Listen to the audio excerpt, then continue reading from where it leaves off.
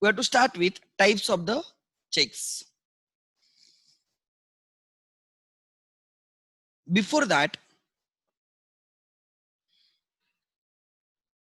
one must know there are three parts to a check. Three parties. अगर आप कोई भी चेक देखते हो, there are three parties to a check. ठीक है?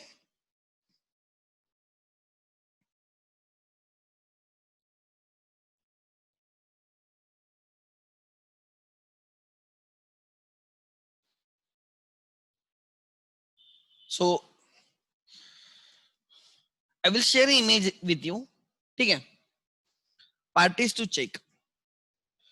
First is drawer of the check.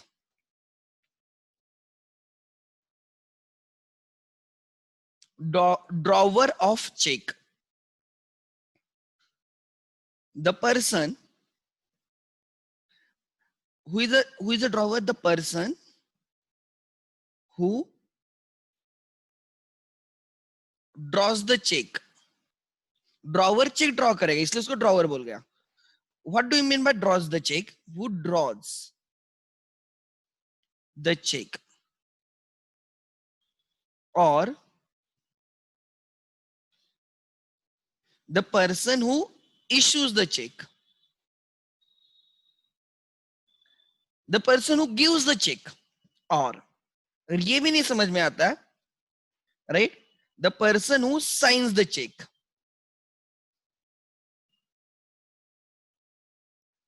He is drawer. He is drawer. ठीक है? So that person is called as drawer. Actually, the definition is the person who draws the check is a drawer. दूसरा होता है drawee. Drawee. The person on whom check is drawn.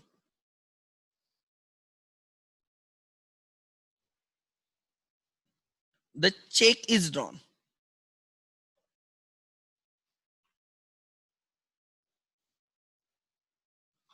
It is always a bank.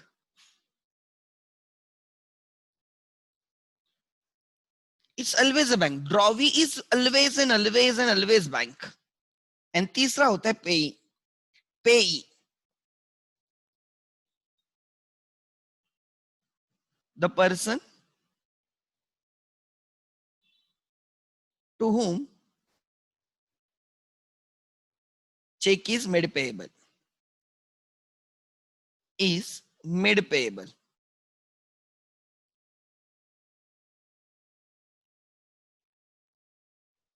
ये check का format 5 marks के लिए आता है, ठीक है?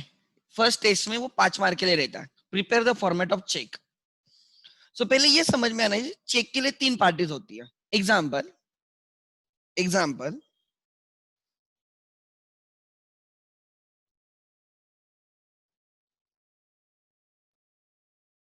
ठीक है? Ram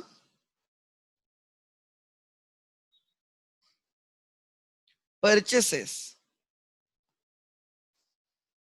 goods of rupees 1 lakh. Goods सब पता है, goods are the things in which you do the business, बराबर? So Ram purchases goods of rupees 1 lakh from Sita and draws the check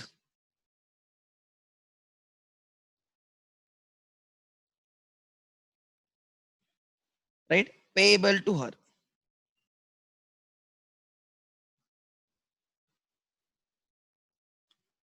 Payable to her.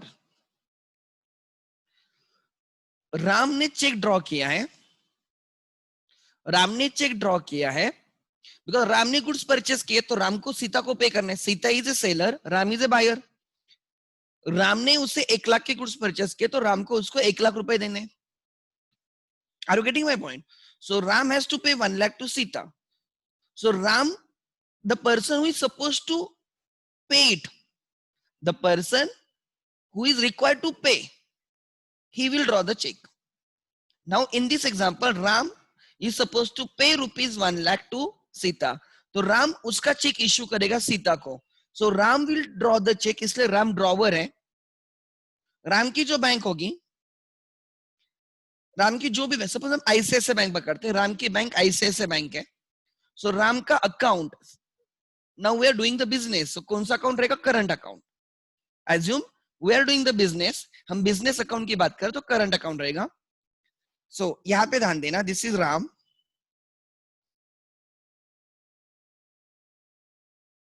This is Sita,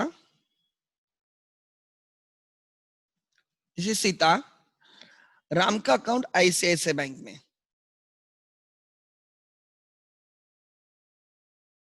Sita का account HDFC में, HDFC bank limited, ICICI bank limited, HDFC bank limited. ठीक है, clear है? Now Ram purchase the goods, इनके बीच में transaction हुआ, राम ने goods लिए, Ram receive the goods of ₹1,00,000, purchase किए सीता से, एंड फॉर मनी और मनी इज वर्थ, राम ने सेटल किया by issue of the cheque. Ram issued the cheque of ₹1,00,000 to Sita. तो अब क्या होगा, इतना तो पता है, राम चेक साइन करके सीता को देगा, Sita will go to HDFC bank, Sita will go to HDFC bank, will deposit the cheque, HDFC bank के ड्रॉप बॉक्स में चेक डालेगी. सो उसकी एचडीएफसी बैंक आईसीआईसीआई बैंक से पैसे कलेक्ट करेगी एंड सीता के अकाउंट में डालेगी. ट्राई टू अंडरस्टैंड प्रोसेस क्या होगी. राम ने गुड्स परचेस किए, सीता को चेक इश्यू किया, सीता वो उसके बैंक में, राम के अकाउंट, राम के बैंक में नहीं जाती सीता, सीता खुद के अकाउंट, जिस जहां पे भी उसका अकाउंट है, एचडीएफसी में तो एचडीएफसी में डालेगी, अगर एसबीआई में तो एसबीआई में जाके वो चेक डिपॉजिट करेगी, अगर सपोज कोई दूसरे बैंक में, एक्सिस में, तो एक्सिस में जाके डिपॉजिट करेगी. In my example, Sita's account is with HDFC bank, that account is the current account, we are assuming it is a business transactions and they have their business account, current account with the banks. So Sita will go to HDFC bank and will deposit the check in the HDFC bank. Sita क्या बोलती है HDFC bank को? Go and collect the money, 1,00,000 rupees from Ram. Go and collect ₹1,00,000 from Ram. Ram ने जो check issue किया, राम का account कौन से बैंक में? ICICI bank.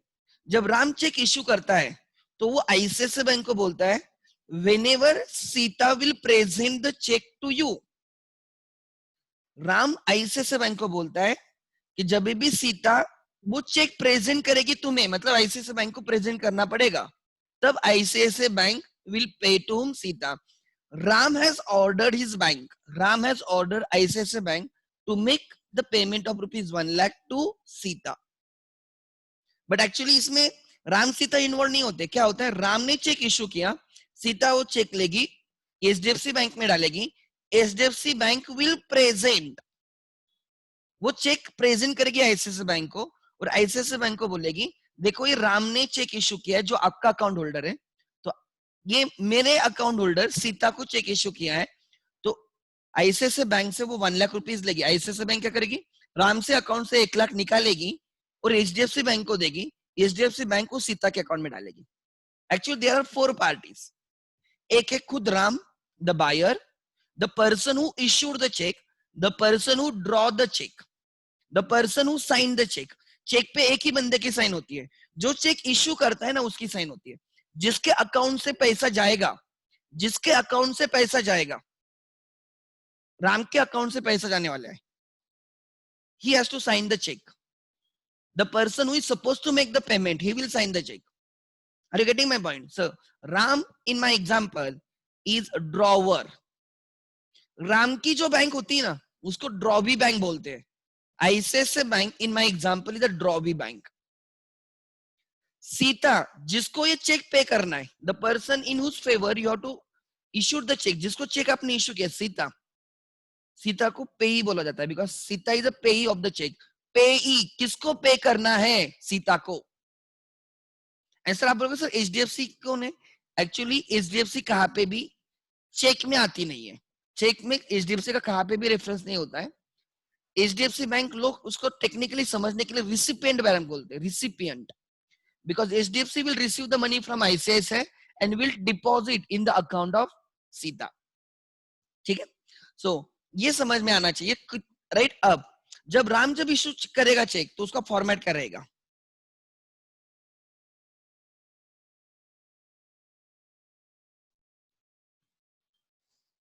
जनरली मैं एक जनरल फॉर्मेट दे रहा हूं, बैंक टू बैंक थोड़ा आगे पीछे हो सकता है, बट जनरली यही फॉर्मेट होता है। सबसे ऊपर डेट लिखी होती है, डेट। इनके बीच में सपोज आज ट्रांजैक्शन हुआ, दैट इज ऑन, राइट। इनके बीच में आज ट्रांजैक्शन हुआ, दैट इज 4 अगस्त को। Ram purchased goods on 4th August of rupees 1 lakh from Sita and he issued check to Sita. तो आज की तारीख रहेगी 4th अगस्त। ये कैश ट्रांजैक्शन है। कौन सा ट्रांजैक्शन है? कैश ट्रांजैक्शन, बिकॉज सेटलमेंट उसी दिन हो रही है, 2020। ठीक है, यहां पे लिखा होगा पे टू, ये प्रिंटेड होगा। ये जो मैं येलो पेन में लिखूंगा ना, ये चेक टू चेक चेंज होगा, ये हमें फिल करना होता है। जो व्हाइट पेन से है वो चेक में अपने आप प्रिंटेड होगा, और बाकी जो येलो पेन से लिख रहा हूं ना, वो हमें फिल करना होगा। पे टू, किसको पे करना है? सीता।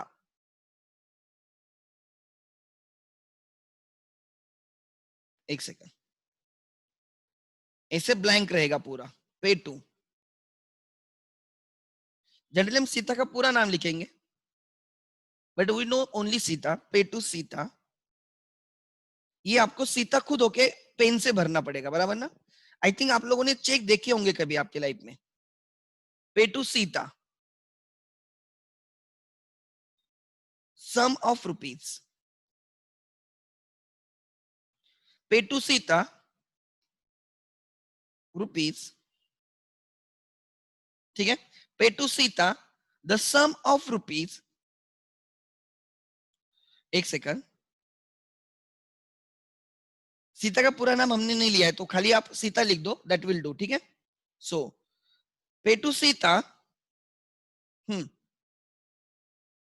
रुपीज, या ऊपर इन में लिखा जाता है और बेयरर, और मैं समझाऊंगा बेयरर मतलब क्या। पे टू सीता और बेयरर, जो येलो पेन है वो हमें भरना है, बाकी सब प्रिंटेड रहेगा। पे टू सीता और बेयरर रुपीज,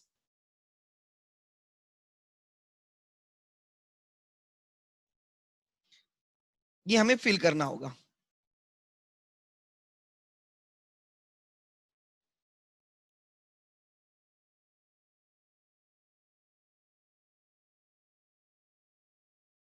और एंड में हमें ये रुपीज इन फिगर्स भी लिखना होता है। Rupees 1 lakh only, 1 lakh only. ये जो 1 लाख ओनली है हमें लिखना है, सो इसको मैं येलो में लिखता हूं।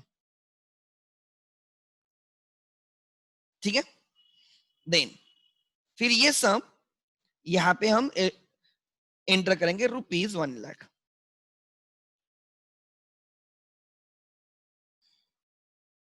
ओनली के लिए साइन यूज किया जाता है, बराबर। इसके आगे कोई लिखेगा नहीं, इसका मतलब 4 अगस्त को राम ने चेक ड्रॉ किया सीता के नाम पे टू सीता, सीता बिकम पे। कितना पे करना है? 1 लाख रुपीज। ठीक है, ओनली। आगे इतना हो गया। उसके बाद यहाँ पे सीता का नाम रहेगा।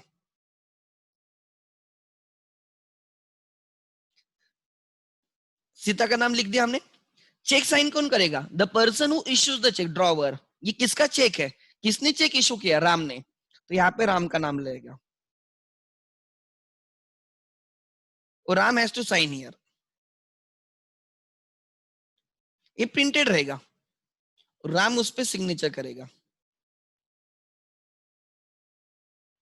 और यहाँ पे राम के बैंक के डिटेल्स रहेंगे, like this, account number,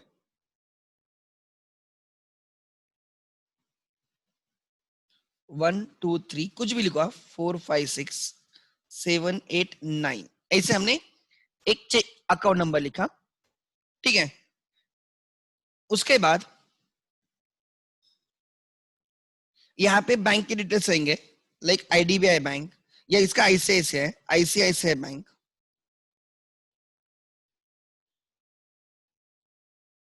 suppose Pune camp 01, वो एड्रेस आ गया, अकाउंट नंबर आ गया, बैंक का नाम आ गया। कभी कभी ये बैंक का नाम इधर भी होता है, ठीक है, उधर भी हो सकता है, बोल रहा हूं। जनरली नीचे लिखते हैं आजकल, वैसे कोई फर्क नहीं पड़ता। अकाउंट नंबर क्या है, ये किसका अकाउंट नंबर है, ये सीता का है, राम का है, ये राम का है, ये प्रिंटेड रहेगा। सो इसका मतलब 1 2 3 4 5 6 7 8 9, ये जो अकाउंट नंबर है ये राम का अकाउंट नंबर है। सो ये चेक बाद में कहां से पैसे डिडक्ट होंगे, इस अकाउंट से पैसे डिडक्ट होंगे और सीता के अकाउंट में जाएंगे। फिर यहाँ पे होता है 6 digit check number, 1 2 3 4 5 6, check number is always and always 6 digit, ठीक है। आपको मैं चाहे तो एक फॉर्मेट दिखाता हूं, प्रॉपर फॉर्मेट देखो।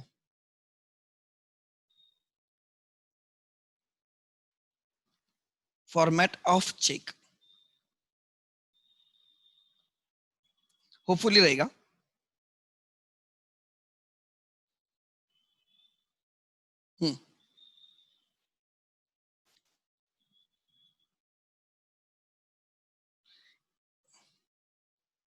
Drawer of the check, drawee of the check, payee of the check, ठीक है।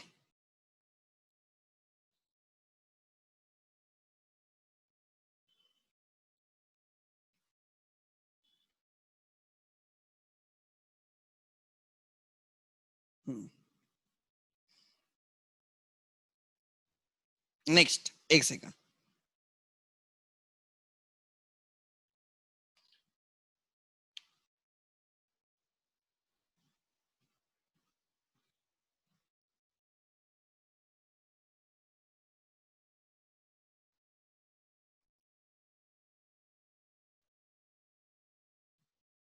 एक आधा फॉर्मेट जस्ट जो मैं दिखा सकता हूं, देखो। Date of the check, amount of the check, name किसको पे करना है, अमाउंट इन वर्ड्स, नीचे ये चेक नंबर होता है, चेक नंबर दिखा, 6 डिजिट है, उन्होंने 6 जीरोस लिखे हैं, 6 डिजिट, ऐसे 6 जीरोस नहीं रहेंगे, 6 डिजिट्स रहेंगे। एंड देन ये बाकी बैंक टू बैंक चेंज होता है, ये जो बाकी नंबर्स है ना, ये बाकी numbers bank to bank change होते हैं, ठीक है।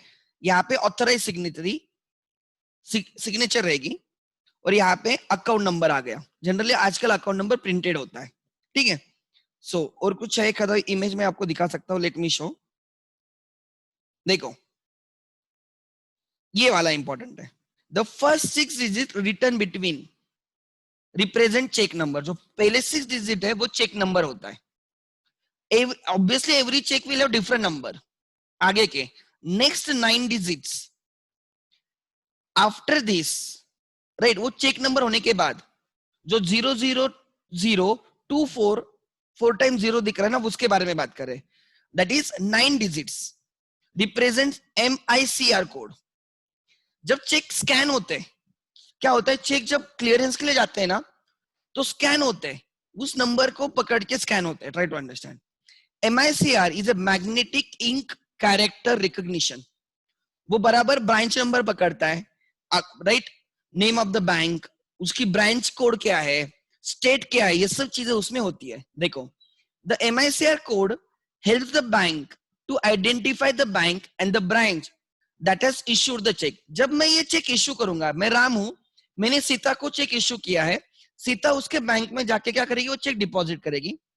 तो वो चेक एग्जैक्टली कौन से ब्रांच का है, कौन से बैंक का है, बैंक कौन सी है, ICICI, ब्रांच कोड क्या है, Pune camp example.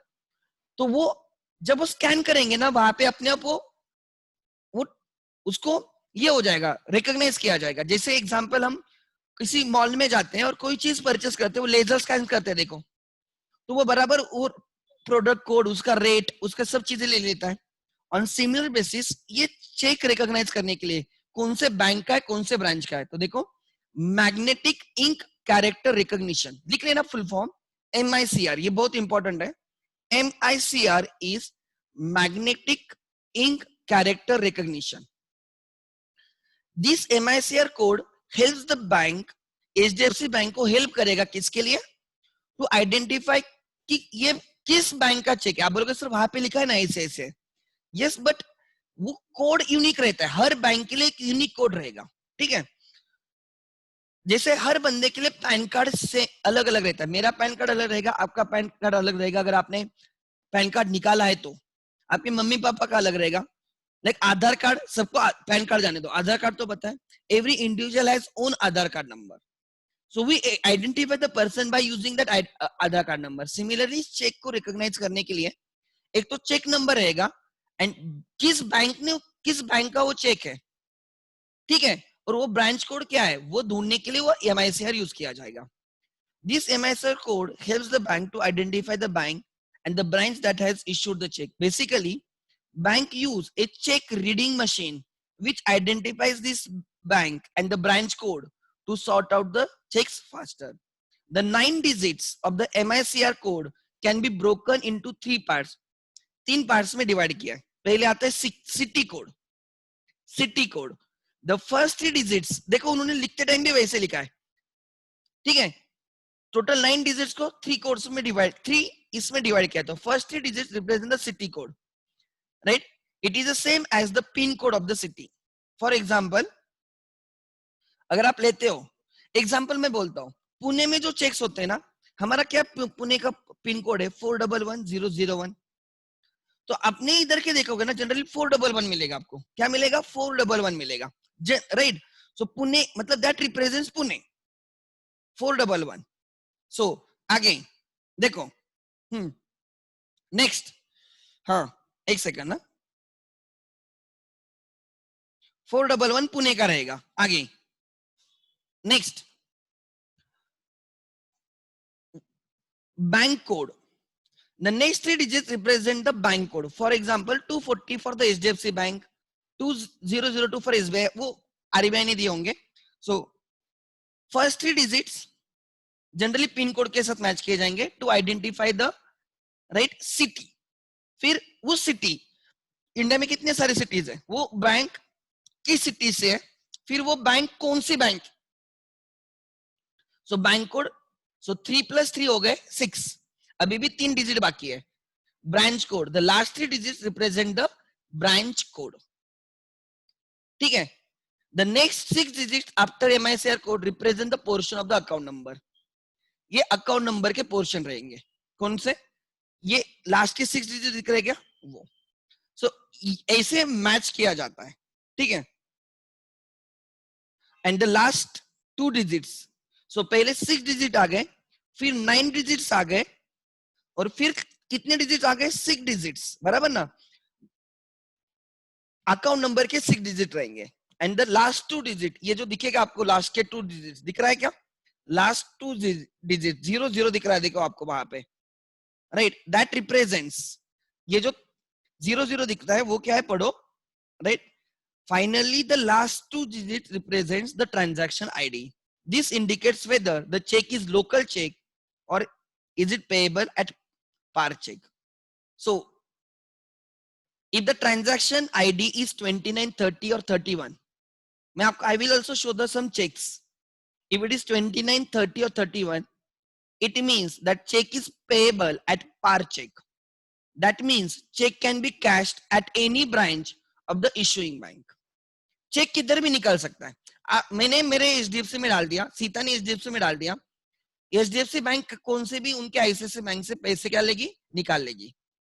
If the transaction ID is 0, 9, 11 and 10, then it means it is a local check. This check can be cashed only at the issuing bank, right? However, the CBS core banking system has now established, right, at all the banks. So checks issued after the introduction of the CBS are usually payable at par checks only. Today centralized banking system है, core banking system है, कोई भी check किधर से भी clear होता है, कोई प्रॉब्लम नहीं, ठीक है। सो अब ध्यान देना मैं क्या बोल रहा हूँ। 1 2 3 4 5 6 is a check number. This keeps on changing because every check will have different number. This is check number. फिर 9 digits, 1 2 3 suppose, right? 4 5 6 7 8 9. इसको आप MICR कोड बोलते हो. MICR code. Magnetic ink character वो जो है ना आपका, वो then magnetic ink character recognition number, उसको 3 में डिवाइड किया गया. पहले सिटी कोड, फिर बैंक कोड, कौन से बैंक का है, and then your branch code. एक सिटी में अलग अलग ब्रांचेस हो सकते हैं ना. एसबीआई के कितने सारे ब्रांचेस हैं, तो पहले तो सिटी पता चलेगा, फिर वो कौन सी बैंक है वो पता चलेगा, और वो बैंक कहाँ की है वो पता चलेगा, branch code. Then again 6 digit, 1 2 3 4 5 6. This is a part of account number.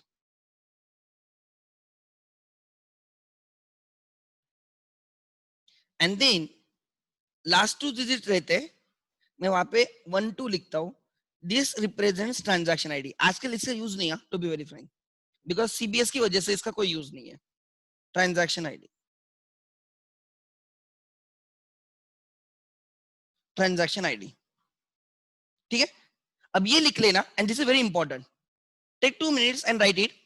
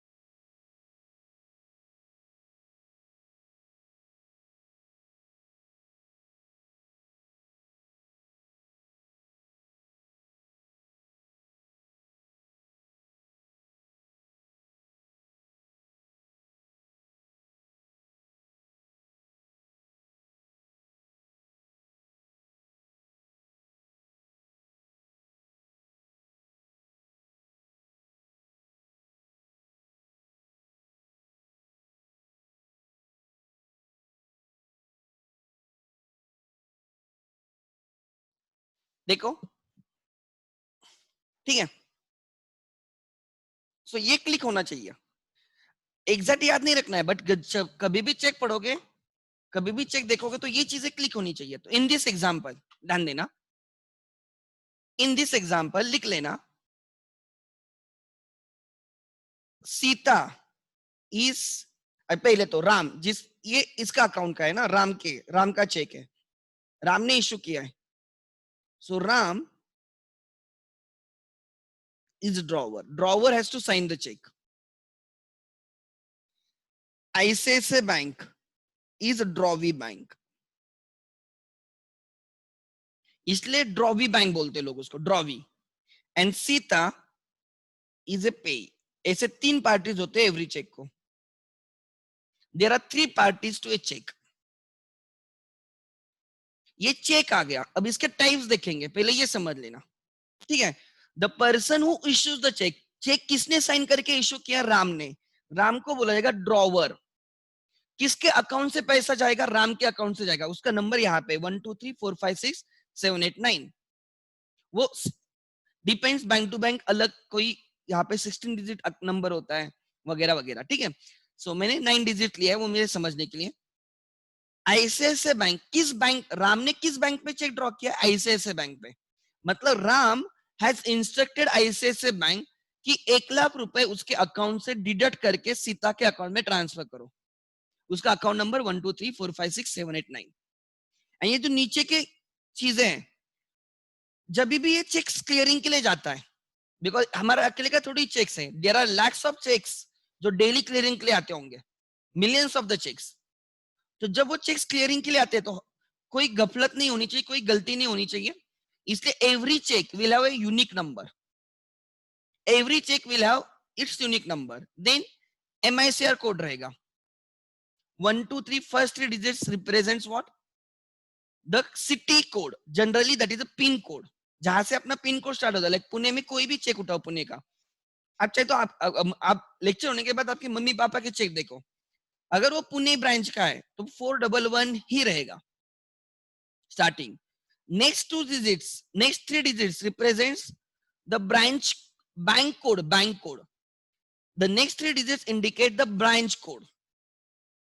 City कौन सी है, कौन सी बैंक है, और उस वो कहाँ की ब्रांच है, उस सिटी में कौन सी कैंप की है, या शिवाजी नगर की है, या वाघोली की है, लाइक दैट, ठीक है।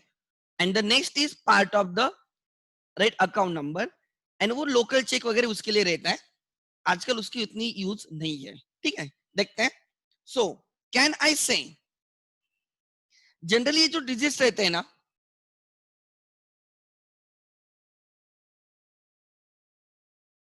करे स्टार्ट आगे, यस। ये जो डिजिट्स है दैट डिपेंड्स, इसका इससे कुछ सीक्वेंस नहीं है, परफेक्ट सीक्वेंस। ये उनकी मैकेनिज्म रहेगी, वो जो कुछ भी है। So I will show you cheque. उसके पहले हम देखते हैं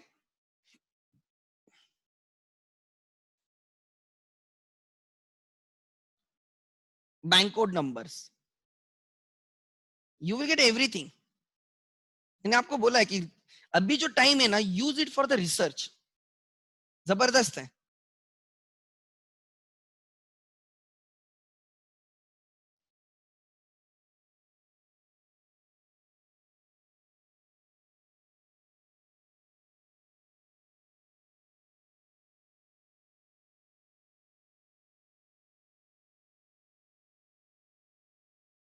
ये आईएफएससी कोड के रिलेटेड है।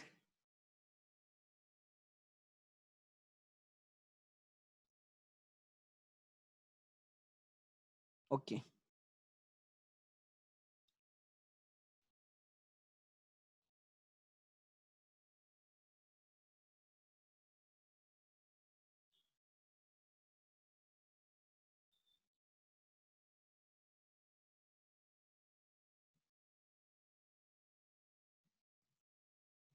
सो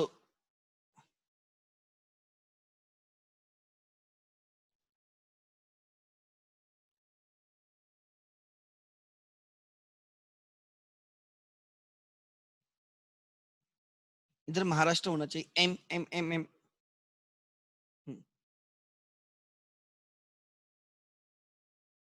सपोज पुणे,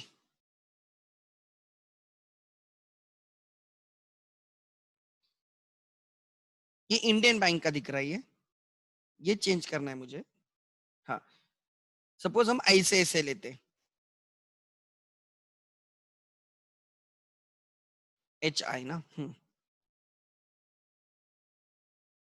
सपोज हमने आईडीबीआई बैंक ले ली, ठीक है। आईडीबीआई बैंक महाराष्ट्र, देखो महाराष्ट्र एंड देन पुणे, 411 से स्टार्ट होना चाहिए, बराबर ना? Pune,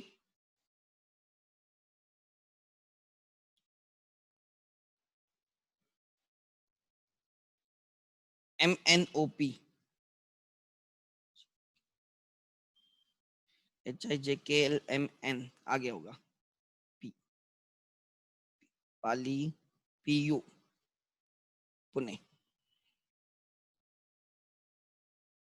select your branch here. Suppose amount select की, ये आईएफएससी कोड आ गया उनका, मुझे एमआईसीआर कोड चाहिए। आईएफएससी कोड का अलग पर्पज रहता है। आईएफएससी कोड का पर्पज क्या होता है, जब हम ऑनलाइन पेमेंट करते हैं ना, तब check is not online, check हम इश्यू करते हैं, ऑनलाइन पेमेंट अलग आ गया, बराबर ना, उसके लिए आईएफएससी कोड लगता है।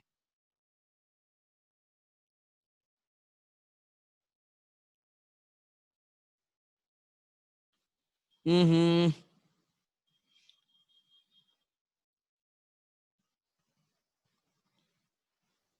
Branch code is the last 6 digits of the IFSC code. देखो एमआईसीआर कोड इधर दिखेगा आपको, क्या लिखा है एमआईसीआर कोड देखो, 411 Pune, 259 is IDBI and 003 Aundh branch का वो ब्रांच कोड नंबर रहेगा। 411 मतलब ये पुणे की बैंक है, 259 विल बी 259 ये आईडीबीआई बैंक का नंबर रहेगा, ठीक है, एंड 003 जो है ना, that will be your branch code. आगे सो ये ऐसे समझ में आना चाहिए। अगर यही आ, हम आईसीआईसीआई का देखते हैं, एक सेकंड,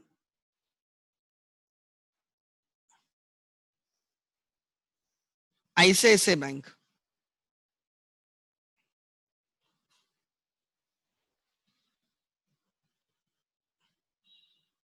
मैं आपको ये समझा रहा हूं कि आप कैसे देख सकते हो। आईसीआईसीआई ले लिया, state Maharashtra,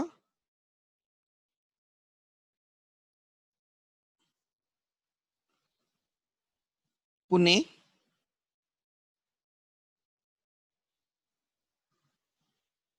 Pune, and suppose हमने कैंप पुणे लेते हैं। देखो यहाँ पे आपको एमआईसीआर कोड मिलेगा, 411 मिलेगा, मिल गया 411, 229 है, वहां पे 259 था, 259 वो कोड रहेगा आईडीबीआई का, आईसीआईसीआई वालों का है 229, 025 is a branch code.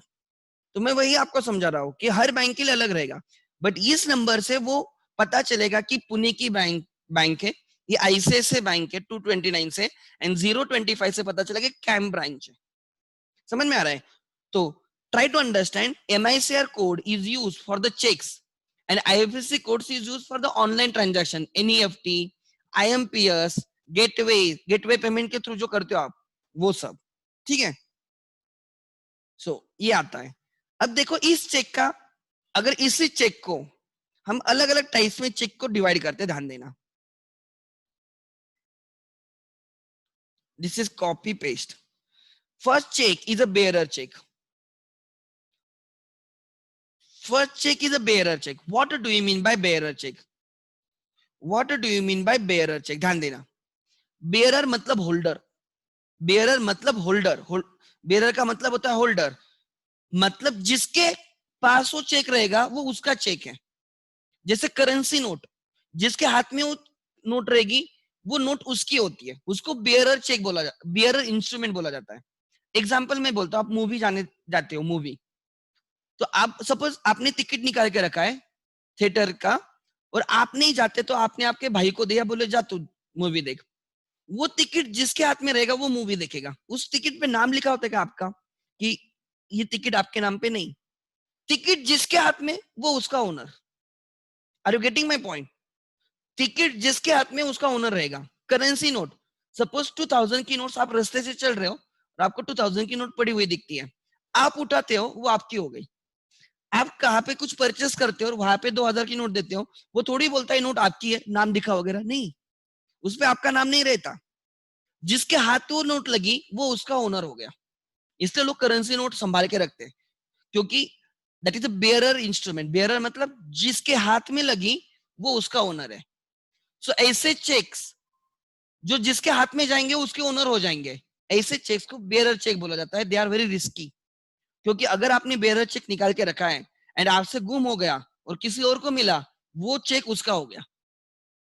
Bearer check में अगर ये बेयरर चेक है तो यहाँ पे पे टू कुछ नहीं रहता है, यहाँ पे किसको, name of the payee is not given, name of the payee is not given, और यहाँ पे जब पे का नाम नहीं रहेगा तो अपने आप क्या हो जाएगा, बेयरर और बेयरर, पे टू सीता और बेयरर। अब हमने पे टू सीता नहीं लिखा है तो वो क्या होगा, बेयरर चेक। मतलब ये अगर सीता के हाथ में चेक है तो Sita is the owner, Gita के हाथ में चेक जाता है तो Gita is the owner, Shyam के हाथ में जाता है तो Shyam will be the owner.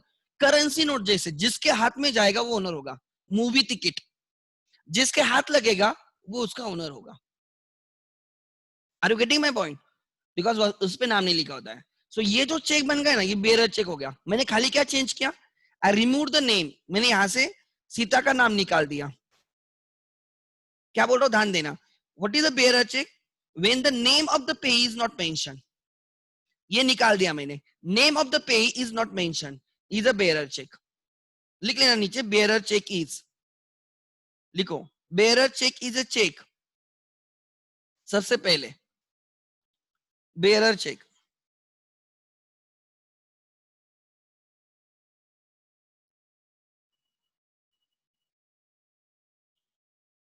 Bearer check बहुत रिस्की होते हैं।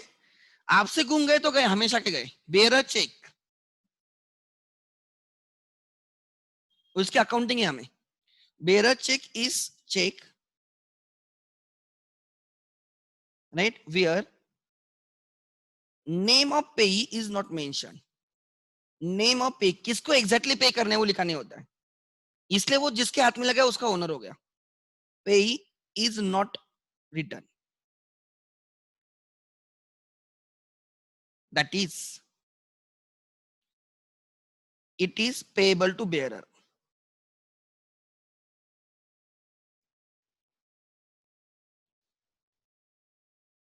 बेयरर मतलब होल्डर, बेयरर मतलब होल्डर, जिसके हाथ लगा उसको। Bearer checks are payable, checks can be encashed, can be encashed at drawer's bank. मतलब इसका मतलब क्या, जनरली क्या होता है, जब भी हम चेक, सपोज मैंने आपको चेक दिया, मैंने आपको चेक दिया, मैंने आप सबको एक एक चेक दिया, तो आप क्या करोगे, वो चेक आपके बैंक में जाके डालोगे। मेरे आईडीबीआई बैंक है, एकतम camp has account with the IDBI bank.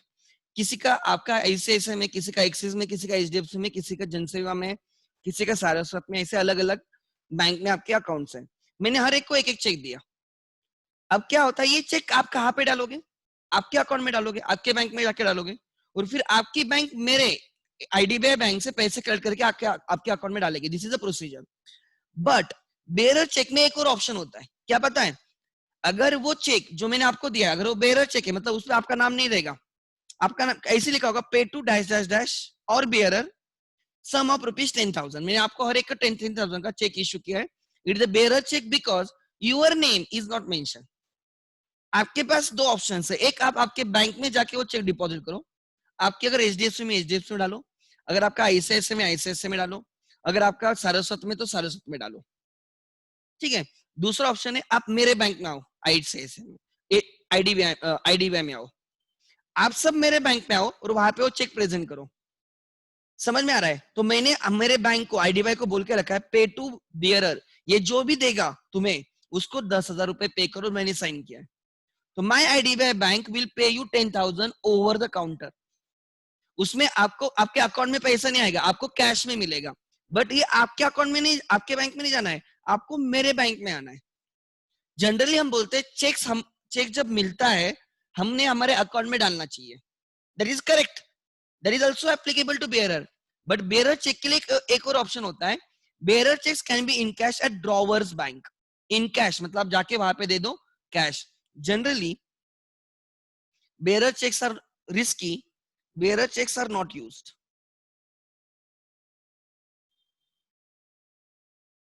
checks are risky, are very risky। क्यों रे? सपोज आपने मुझे 1 लाख का चेक इश्यू किया, बेयरर चेक इश्यू किया, आपने साइन किया, आपके चेक पे, आपका आईसीआईसीआई में अकाउंट है, आपने मुझे चेक इश्यू किया, बट पे टू कुछ नहीं लिखा, और bearer the sum of rupees 1 lakh, और आपने नीचे साइन कर दी।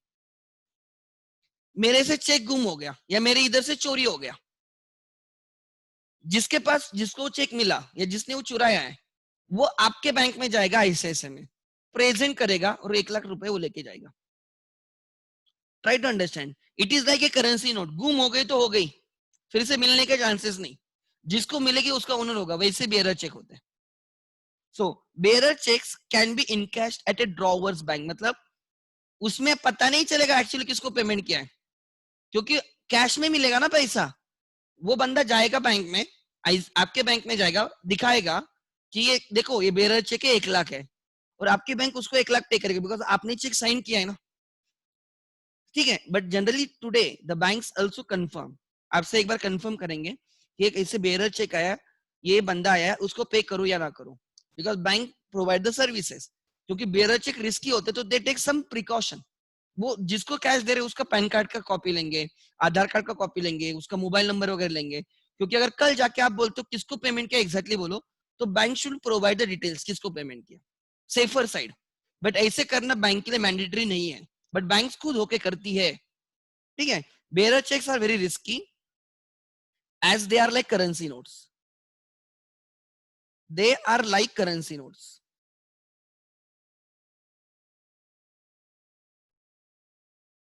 दूसरा, they are like currency notes and not used frequently, इसलिए लोग यूज नहीं करते फ्रीक्वेंटली। कभी कभी हम चेक देते हैं साइन वगैरह करके अमाउंट डाल के, और सामने लोग को बोलते हैं भाई नाम लिख दे तू। ट्राई टू अंडरस्टैंड, आपने बेयरर चेक इशू किया बिकॉज उस पर नाम नहीं लिखा है, बाद में वो लिख देगा, बट अगर वो लिखता नहीं तो बेयरर चेक हो गया। उसका पेमेंट दो तरीके से हो सकता है, एक वो उसके बैंक में जाके डिपॉजिट करेगा, उसकी बैंक हमारे बैंक से पैसा लेके उसके अकाउंट में डालेगी, this is one way, universal way. दूसरा ऑप्शन है वो वही चेक लेके मेरे बैंक में आएगा और बोलेगा देखो ये चेक है, बेयरर चेक है, मैंने इशू किया, उसको कैश दे दो, तो मेरी बैंक डायरेक्टली उसको पेमेंट करेगी, उसमें थोड़ा क्विक पेमेंट होगा। समझ में आ रहा है? Then best example is withdrawal slips.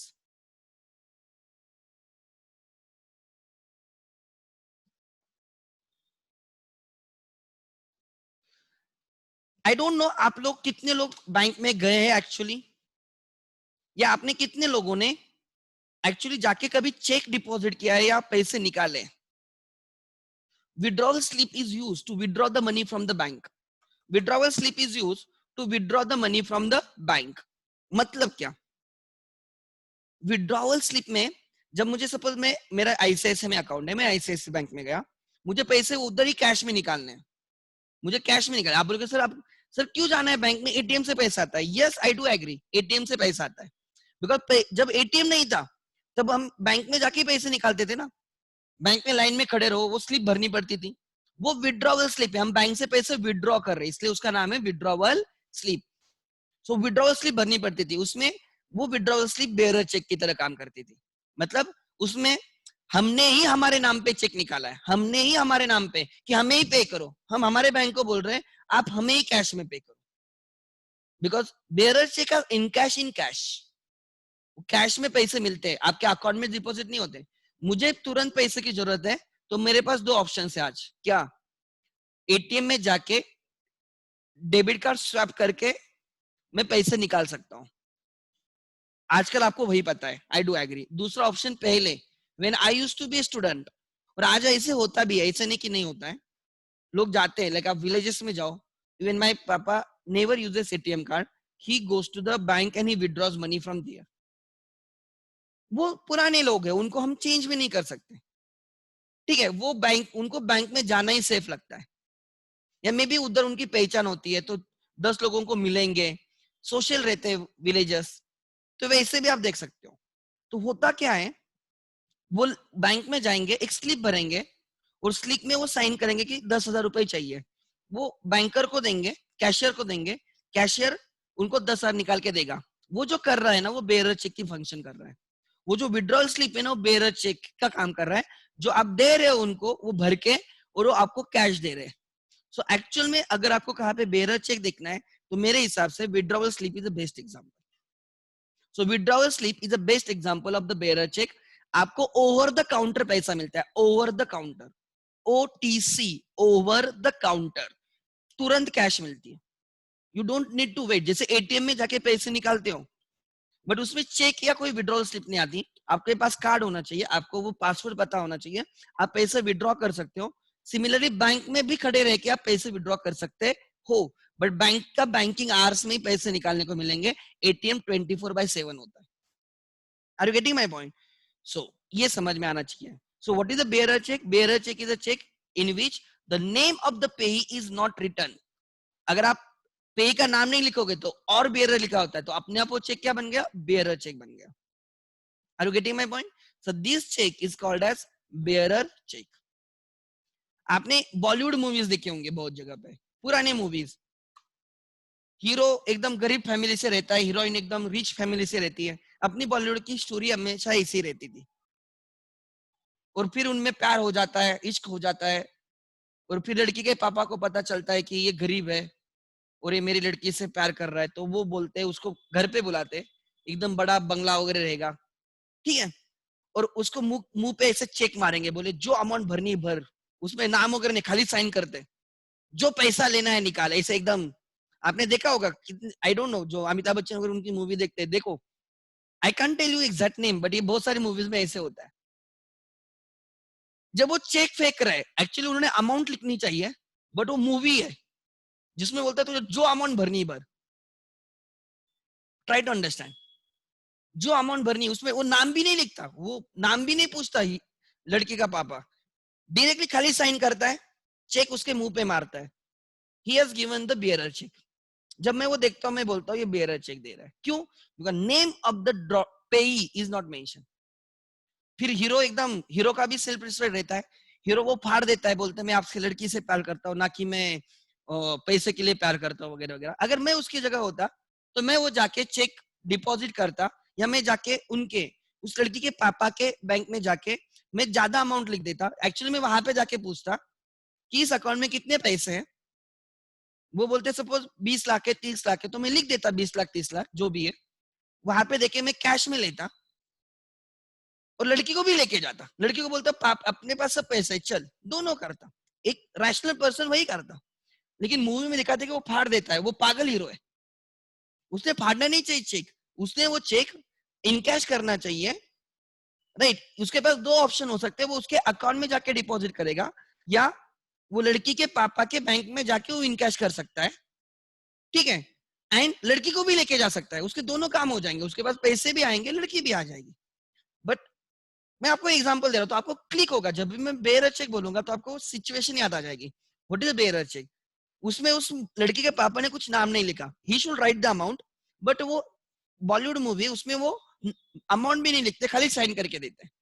Amount होनी चाहिए ऑब्वियसली कोई भी चेक के लिए, राइट, साइन होनी चाहिए, डेट वगैरह होनी चाहिए, नाम मिसिंग है, pay to is not given, it is called as bearer check.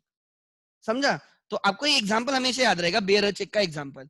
But bearer checks मुझे लगता है बॉलीवुड मूवी के सिवा कहां पे यूज होते हैं, because bearer checks are very risky. Are you getting my point? Then, और हमें बेयरर चेक की अकाउंटिंग करनी है, इसलिए लोग बोलते हैं bearer check is equal to cash. लिख लेना नीचे, bearer check is equal to cash, because हमें जाके कैश मिलेगी ना।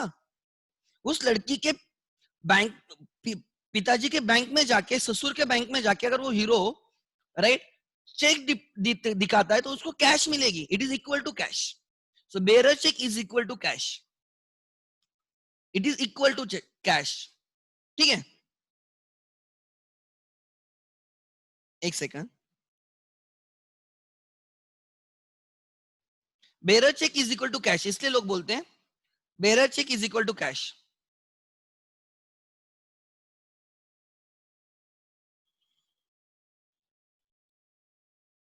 सो one type of the cheque, तो चेक में कितने पार्टीज हो गए? चेक में हो गए 3 पार्टीज, चेक में हो गए 3 पार्टीज,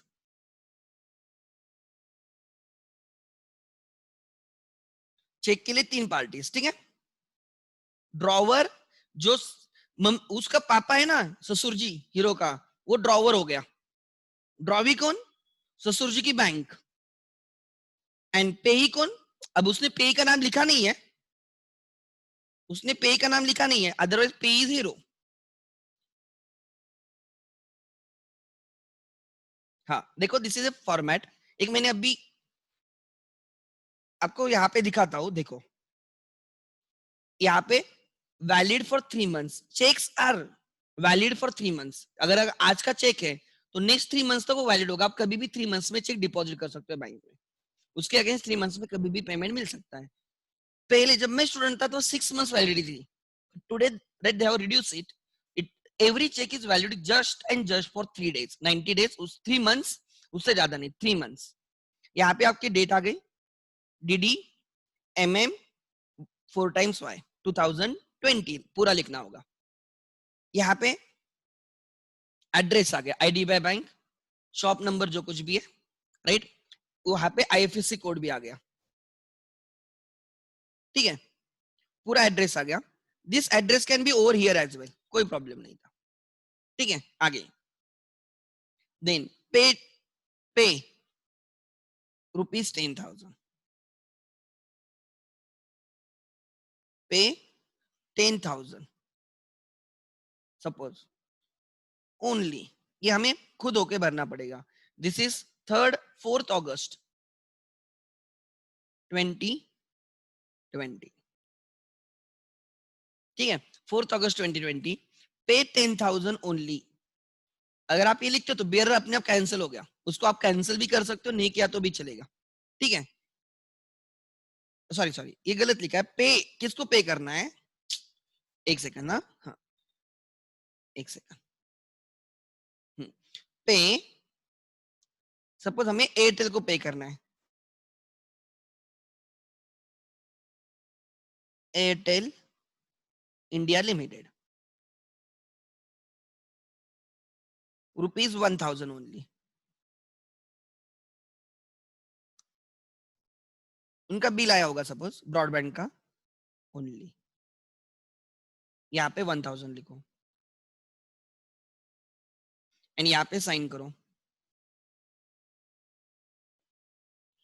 यहाँ पे मेरी सिग्नेचर रहेगी, ठीक है। This is our account number, this is current account, दिख रहा है क्या करंट अकाउंट, दिखा क्या current account, type of the account is current, payable at par, payable at par at all IDBI bank branches. किधर से भी पेमेंट हो सकता है, कोई भी IDBI बैंक में जाओ या वो बैंक आपको पेमेंट करेगी, right. This is my cheque number 277723 is a cheque number. Next cheque 24 रहेगा, 25 रहेगा, 26 रहेगा, इससे वो इंक्रीज होता जाएगा। दिस इज 411, ये पुणे का है, देखो 411 pin code 411। This is city code, this is branch code 259 is a branch code of IDBI and 033 is a branch, right? Bank code and branch code. This is 078700. This is actually the some part of the account number. 29 is a payable at par. ऐसे आपका check रहता है। अगर आपने यहाँ पे Airtel India नहीं लिखा है, अगर आपने कैंसिल किया है, मतलब कैंसिल मतलब यहाँ पे कुछ नहीं लिखा है और चेक ऐसे 4th August पे टू कुछ नहीं और बेयरर, अपने आप वो बेयरर हो गया, ₹1,000 ओनली, आपने साइन किया है, this check is a bearer cheque, ठीक है। कल हम रिमेनिंग और 3 टाइप्स ऑफ चेक्स है वो कल खत्म हो जाएंगे एंड कल हम टाइप्स ऑफ बिजनेस ऑर्गेनाइजेशन देखेंगे, हम किन के लिए हमारे अकाउंटिंग करनी है, ठीक है। क्लियर है, जिसको डाउट यहाँ तक अभी तक जो हमने चेक्स का देखा, कितने पार्टीज हैं, 3 पार्टीज। देखो यहाँ पे Ekatvam academy is drawer, Ekatvam academy is a drawer, IDBI bank is a drawee and यहाँ पे जिसका नाम रहेगा इज अ पे, समझ में आ रहा है, इज अ पे, ऐसे 3 पार्टीज रहते हैं, क्लियर है। बियरर चेक में जिसके पास चेक रहेगा he will be the pay, ऐसे कोई स्पेसिफिक नहीं रहता, इट इज रिस्की, ठीक है। जिसको अभी तक डाउट है, if anyone has doubt and all this in your syllabus, मैं ऐसे टाइम पास नहीं कर रहा हूँ, हर चीज आपके सिलेबस में, जो जो मैं अभी तक सिखाया हूं ना, हर चीज सिलेबस में, लाइक टाइप्स ऑफ अकाउंट्स, ये मैंने आपको थोड़ा अलग सिखाया था, ठीक है। Cash transactions, credit transactions, what do you mean by goods, मैं एक चीज को पकड़ के आगे जा रहा हूँ, ठीक है। बिफोर वी स्टार्ट अकाउंटिंग हमें कोई चीजें पता होनी चाहिए, try to understand, as a commerce student हमें चीजें पता होनी चाहिए। सो जब मैं बैंक बोलता हूं तो आपको समझ में आना चाहिए बैंक मतलब क्या यार, करंट अकाउंट होता है। समझ में आ रहा है? करंट अकाउंट, बिजनेस के लिए करंट अकाउंट मतलब करंट अकाउंट मतलब बाकी भी अकाउंट्स होते होंगे, तो उसके डिफरेंसेस क्या हैं? चेक में इशू कर रहा हूं, मैं बोल रहा हूँ चेक की एंट्री डालनी है, तो पता होना चाहिए कि कौन ड्रॉवर होता है, कौन ड्रॉबी होता है, राइट? कौन पेई होता है, ये सब चीजें पता होनी चाहिए, then only I can record the transactions. समझ में आ रहा है? Cheques are used to make the payments और रिसीव द पेमेंट्स, ठीक है? बट नाउ डेज ये जो सब RTGS, IMPS, NEFT, online payments की वजह से चेक्स का यूसेज बहुत कम हुआ है, बहुत कम हुआ है। पहले चेक्स बहुत फेमस थे, बट टुडे इवन ये because of this online systems, online payments, right? Cheque, even cheque के भी लिमिटेशंस है। It takes 3 to 4 days to clear the cheques. अगर आज चेक डालोगे 3-4 दिन में आपके बैंक में पैसे आएंगे। So clearing time is more. But अगर आप आईएमपीएस करते हो, नेक्स्ट सेकंड पे पैसा आता है। आईएमपीएस करोगे तो आईएमपीएस, एनईएफटी, आरटीजीएस करते हो तो इवनिंग, लाइक आरटीजीएस 1 घंटे के अंदर पैसा आ जाता है, एनईएफटी में 2-3 घंटे में पैसा आ जाता है, बट चेक में it will take minimum 2 to 3 days to get the money. So therefore these payment systems are becoming more famous or more like I will say उनका ट्रेंड है अभी। उसको भी आगे लेके गया गूगल पे, फोन पे, उसको भी आगे लेके गया, ठीक है? वो भी हमें समझना है, बिकॉज हम पेमेंट्स वैसे करते रहेंगे, रिसीव करते रहेंगे, ठीक है? So on this note I will and today's lecture. Thank you.